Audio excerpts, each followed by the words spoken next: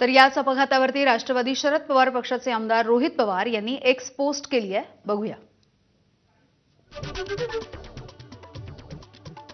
शिवनिका संस्थानचे उपाध्यक्ष आणि भोंदू अशोक खरात याचे सहकारी जितेंद्र शेळके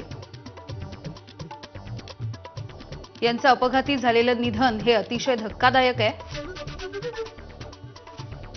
अजूनही पुढे न आलेले भोंदूचे इतर काही कारनामे पुढे येऊ नयेत आणि यामध्ये कोणीतरी अडचणीत येऊ नये म्हणून तर हा अपघात घडवून आणला नाही ना अशी शंका येते, असं रोहित पवारांनी लिहिलंय.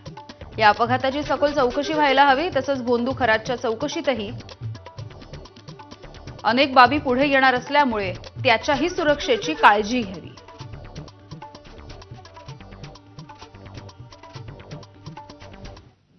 पुढची ब्रेकिंग बातमी आहे. नाशिकमधल्या नामांकित कंपनीमधील धर्मांतराचं प्रकरण समोर आलं.